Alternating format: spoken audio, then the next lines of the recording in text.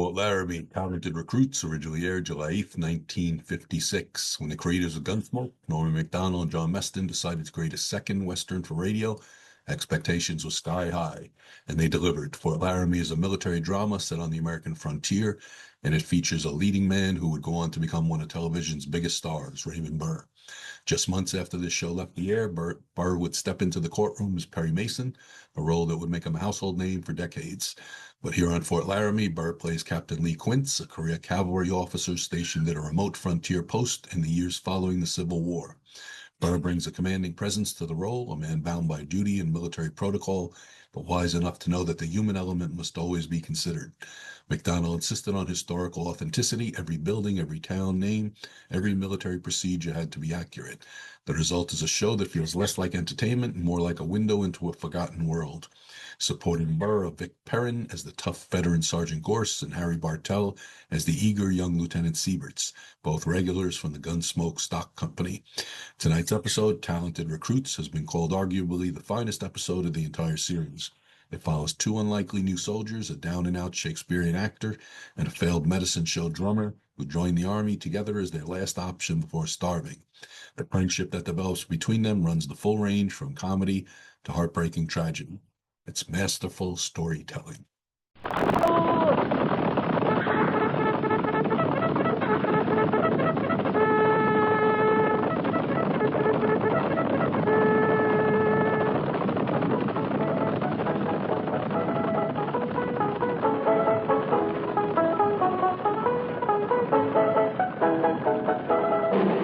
Fort Laramie.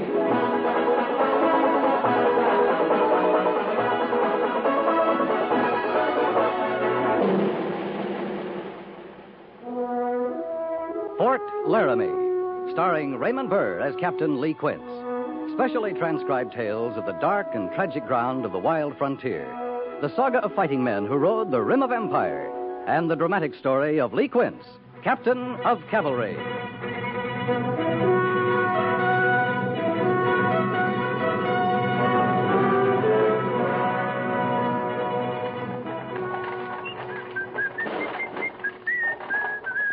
Around her neck she wore a yellow ribbon. She wore it in the winter and the merry month of May. And when they asked her why, Enough, she Sweeney. wore it, Enough, she said, enough. Her lover who was far, far away. Far away, far away. Oh, she wore it for her lover who was far, far away. Oh, my gracious. There's a certain amount of spirit in you, Feeney. I can't say it's anything I warm to, but spirit it is. And there's a certain amount of spirit in you, too, Merriweather. You've been draining them bottles of mine right regular, seems to me. Fortification, Feeney, and, defense. You talk like you already joined up. A gift of the creative mind. I see myself riding forward with the troops, dodging an arrow here, a bullet there, guidons flying, death-defying. Have you ever been on a horse, Merriweather? You dare ask that of the man who played Richard III for 314 stirring performance, not to say memorable. Just how many bottles of my snake potion have you inhaled? A horse! A horse! My kingdom for a horse! It's a remarkable elixir, Feeney. You'd notice a new depth and resonance to my tone. A horse! A customer of mine down in Colorado got a brand new voice from drinking my mixture. Used to bellow like a calf, folks said. Took 6 bottles to turn the trick, but today they call him Whispering Ruggles. You're trying to alarm me. Cured his calluses, too. Ate 'em clean off. Yep. Cruel fortune. Did you see that, Feeney? The bottle slipped through my careless fingers. I seen you pitch it out. I don't think you're brave enough for the Army, Merriweather. Whoa, Posey. Whoa, girl. Ease to, girl. That's the way. Now, you're decided, are you? Imposing sight, yon fortress. Once we cross that bridge, into them gates, we're down to cases, Merriweather. You ain't decided on Army life. You better climb down off in this wagon right now. Country above heart, Feeney. The fire of the patriot burns bright within me. Drive on. I long to rejoin my old regiment. You long for a belly full of food, just like me. To the colors, Feeney. Drive on. Get up, Posy girl. At the gallop, ho.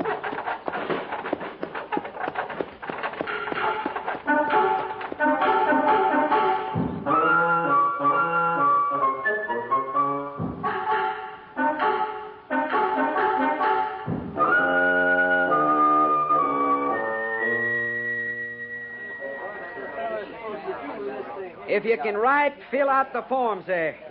If you can't write, but you can talk, tell me, I'll fill them out. If you can't write or talk, we don't need you. About my uniform, Colonel. Who said that? I spoke quite clearly and distinctly, I believe.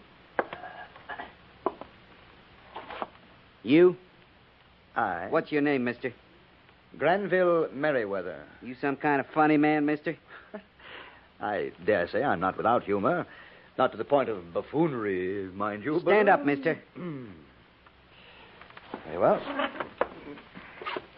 You want to make that yes, Sergeant? Why, yes, Sergeant, I believe I do. Now, what's your name? Granville Merriweather. Your real name, mister. I suppose I must. I'm waiting. It's, Botkin, Sergeant. Arnie Botkin. Arnie Botkin?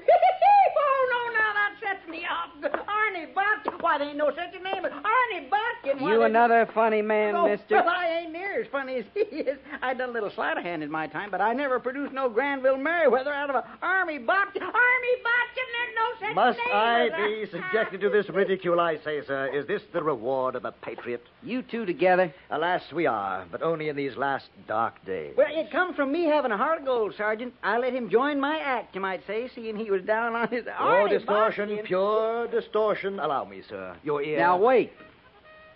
Just you wait, or I'll allow you a sight more in my ear. Now, I tell you, we get ourselves some strange ones in this army, but I swear you two come right close to the limit. You ain't saying we can't get in, A Sergeant. man has his rights, sir, and precious among them is the right to heed his country's call to arms. Stand to the colors, man, against all enemies, foreign and domestic. Are you going to stop, mister? Well, I must say, yes. All right. Now, we'll do this one at a time. You. What's your name? Feeney? Feeney or Speeney? Where you from? From? You got a home? Well, it's right outside the door, Sergeant. Posy and me, we got this little wagon rig, and wherever we light at sundown, that's home. Posy, you married? Indeed, indeed. And may I say, sir, no couple were ever more ideally suited. Beg pardon, Sergeant. Posy's my horse. I used to work the riverboats, Mississippi, anywhere from St. Louis to New Orleans, dancing, singing, minstrel work. Since the war, I got itchy feet to come west. The last 4 years, I've been over the most of it, too. Put down you're an actor. Oh, I must protest. In the name of the spoken word, the ancient art, call him what he is, but do not degrade my honored profession. I run a little medicine show, Sergeant. Oh, I got pots and pans and calico, but mostly I entertain folks into buying a little tonic I put together. If you must put a trade behind his name, inscribe the words low comedy, but in deference to the Drews, in the name of Edwin Booth and Morris Barrymore, yea, and Granville Merriweather. You spoiling for the guardhouse, mister? If best to serve my country more, then yes, shackle me. Cut from me my tongue. I'm toying with that idea. Captain Quince, sir? Sergeant, any idea whose rig that is outside? A horse and wagon, Captain? It's his. Something wrong, are they? Your horse is ailing. Better see to it. Oh, she ain't at. Not for too long, she ain't. Corporal of the guard will give you a hand. Show you where to move that rig. Now, go on. I sure will. Allow me to introduce myself. Go help your friend. Oh, I dare say he's equal to the task, while I, on the other hand... Move! Exactly, Sergeant. What is that all about, Gorse? Now, ain't that something? They're answering the call to the colors, Captain. They're what? Well, you could put it another way, I guess. They're starving to death.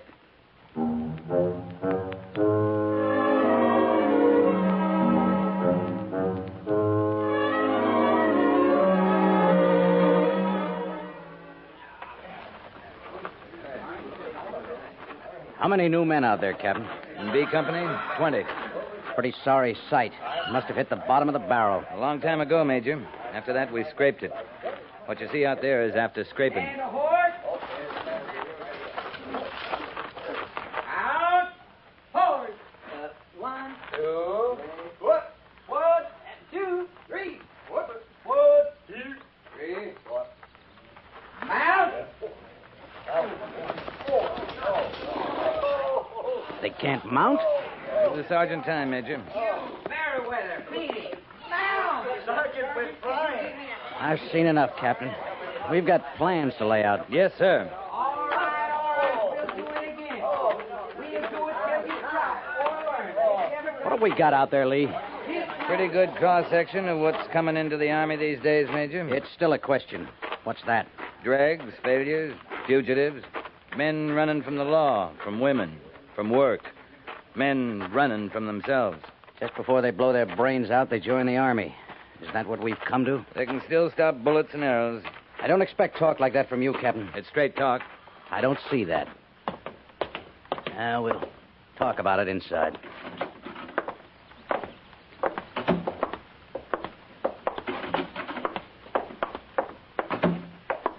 Oh, sit down, Captain. Thank you, sir.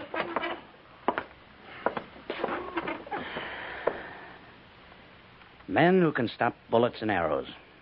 Since when did you start feeling that way about the Army? I'm in the Army. That's how I feel about it.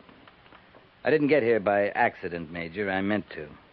That's all the Army is. How men feel about it. It's good or bad on that feeling. These new men. I didn't see any Sergeant Gorses among them. Gorse is a 30-year man. He's like me. Doesn't know any better. Or any worse. Now, what does that mean? Any worse? It means we didn't try anything else and fail. Some of your new Army out in that parade ground joined up out of plain hunger. Their feeling for the Army is it's a place to eat, get clothes to wear, and a cot to sleep on. Maybe the Army's at fault. If this is all we can attract, we must be to blame. 50 cents a day and all the jerky you can eat? Sure, the Army's at fault. But the kind of trooper you want isn't up for a price. That feeling I was talking about, well, it's not something you can buy. I hope it's something we can cultivate. We're going to need it soon. Here. Pete Hazen's report on the Wind River area. Shoshone? Yeah, and the Sioux. Hazen says Crazy Horse led a few dog soldiers into the Shoshone encampment about a week ago. It's all in the report. But they're powwowing about something. We haven't had a patrol over there since early last fall.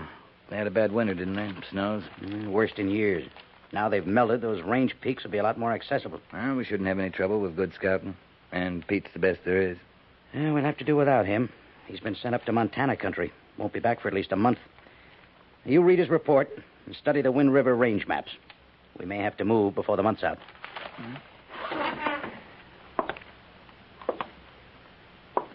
I hope they learn to mount by then. Have to do the best we can, Captain. Against dog soldiers, Major? We'll have to do better than we can.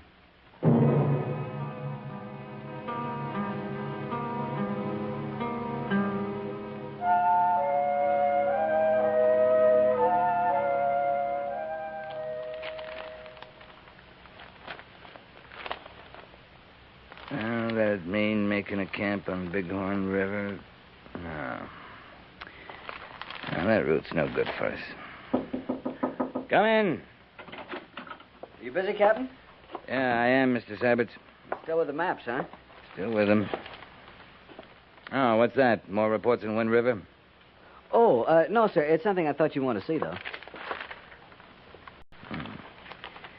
Winter Garden, booth benefit for the Shakespeare Statue Fund, Friday evening, November 25th, 1864. Julius Caesar. I was there, Captain. You were? Yes, sir. That's the playbill. Yeah, I see it is. I've never forgotten it.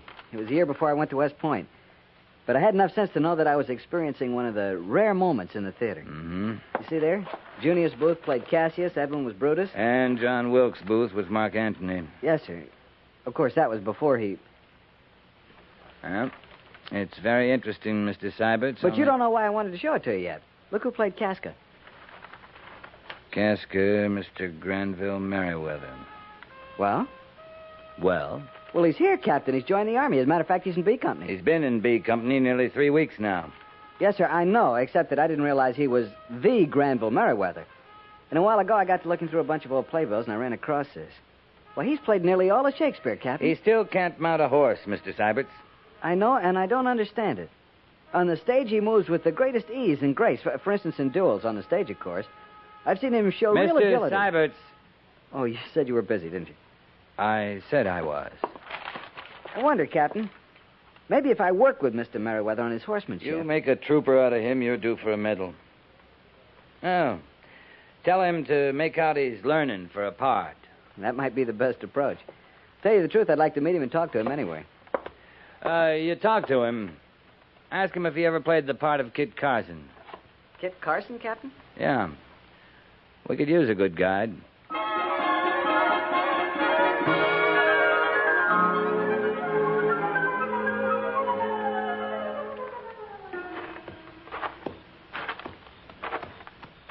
Right easy now, Posy girl. Just stretch your legs good.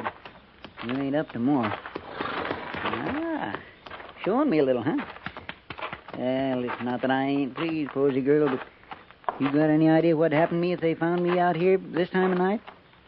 Matter of fact, they found you around here at all, lady. Yeah. You work good. You come along now, and I'll blanket you. There's oats and water waiting. I don't need you taking cold, girl.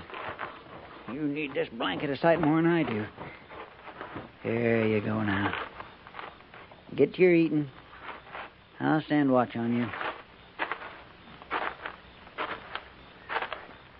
You just don't learn much, do you, Feeney? Do what?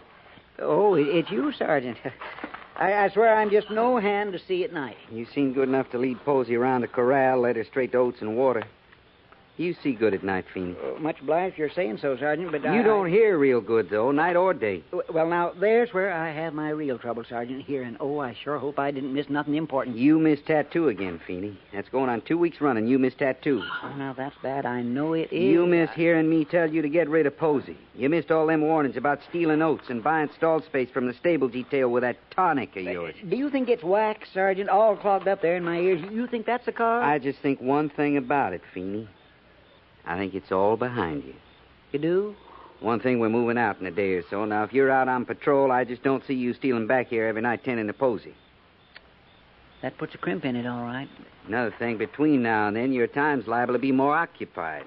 You might even say confining. Do what? You're going to be in the guardhouse till then, Feeney.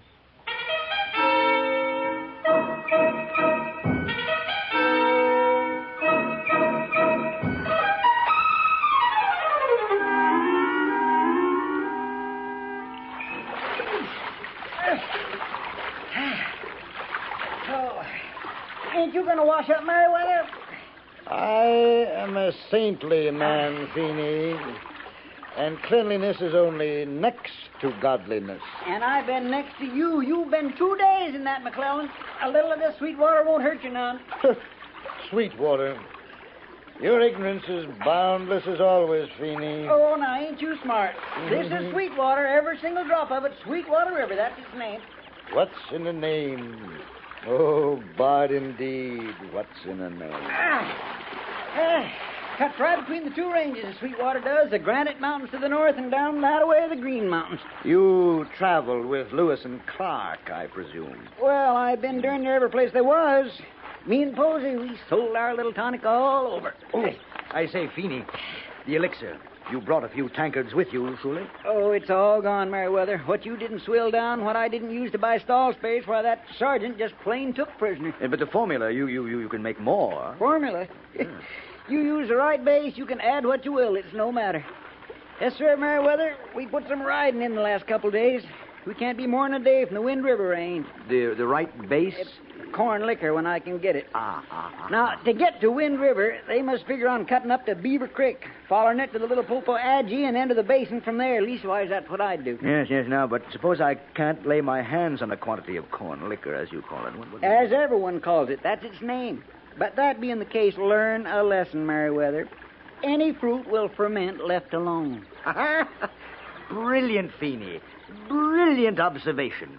I'll remember that. You go far enough up through that basin, you can see cow elk and their young feeding on choke cherries. And right alongside, there's apt to be black bears drinking from the stream. Yes, sir, and where it's swampy like as not, there'll be moose grazing.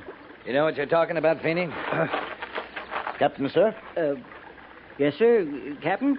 You got a uniform, Feeney? Yes, sir, I sure have. It's right over there, sir. Put it on. Yes, sir. I'm glad you spoke out that way, Captain. The man might chill. And... Merriweather, Right here, sir. report to Sergeant Gorse. Tell him I said you were to stand picket duty tonight. Yes, sir. And the rest of this duty, all I want to hear out of you is yes, sir. Yes, sir. Move out.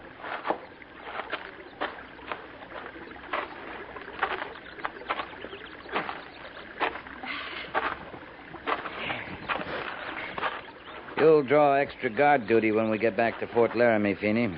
A man assigned to tether horses isn't supposed to take a bath first. Yes, sir. You know this country?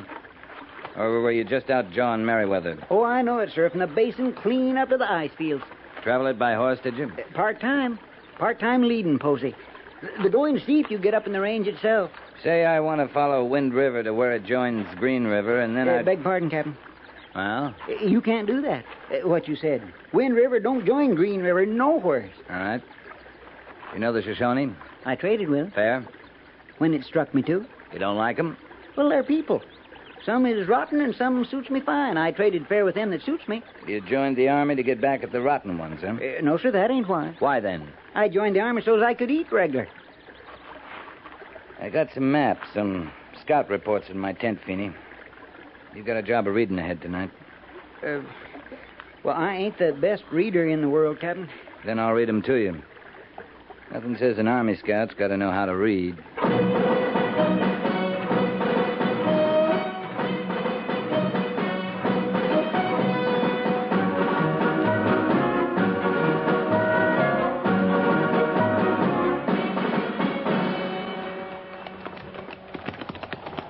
You going by map or instinct, Captain? By map, instinct, and Feeney. If he's right, we cut 40 miles off our old course. It's a hard pull on the horses. Well, Posey made it under full pack. You sure sold on Feeney, ain't you, Captain? Gotta be. He's as near to a scout I got. We got a rendezvous point with him? Yeah, over this ridge. There's forage there and water. And that's by map, instinct, and Feeney. Yes, sir.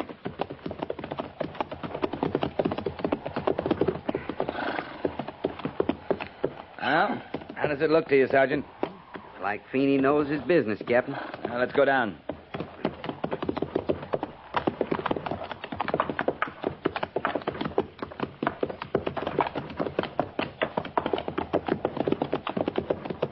There's a horse yonder, Captain, over by the stream. Yeah, I see it.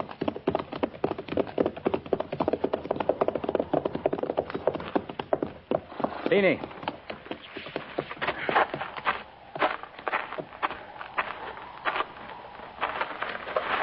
I kind of hoped I'd last till you showed up, Captain. How bad is it, Feeney?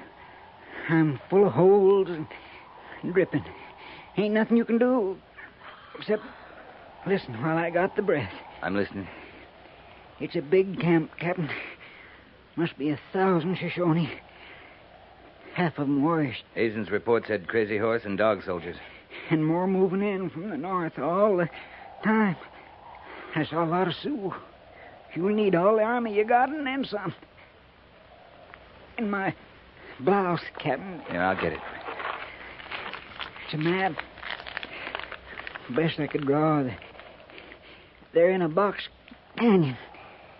You can get 'em good if they stay put. Thank you, Feeney. Feeney, you better stick around. We need you real bad. I can't oblige you, Captain. I'd like to, but I...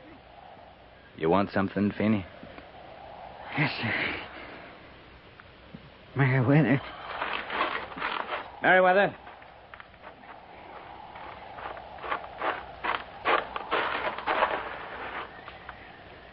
Feeney. You stay too, Captain. He'll need a witness. I'm willing him something. You always get in trouble alone, Feeney. Without me, you bungle everything. You want to come along, Meriwether? I'm dying. Comics don't die, Feeney. They don't know how. No true sense of tragedy in them. You get Posey, Meriwether. Treat her good now. I won't.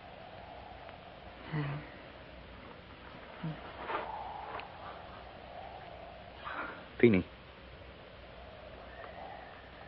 Feeney. He can't answer you now, Trooper.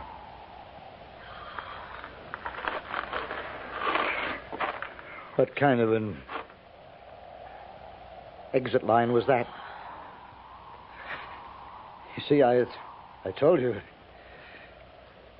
Even on a curtain speech,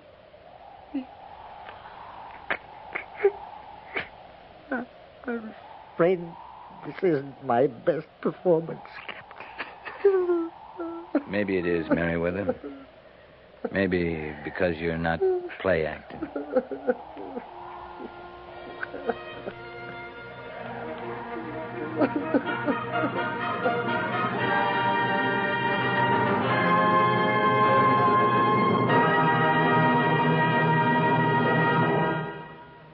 Fort Laramie is produced and directed by Norman Macdonnell and stars Raymond Burr as Lee Quince, Captain of Cavalry, with Vic Perrin as Sergeant Gorse.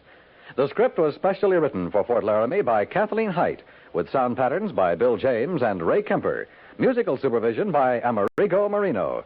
Featured in the cast were John Daner and Parley Bear. Jack Moyles is Major Daggett, and Harry Bartell is Lieutenant Seiberts.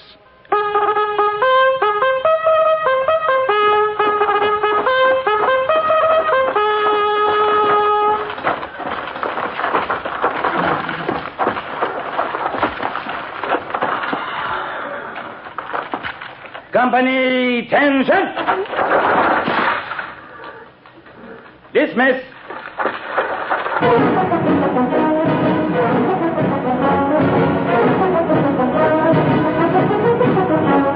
Next week, another transcribed story of the Northwest frontier and the troopers who fought under Lee Quince, Captain of Cavalry.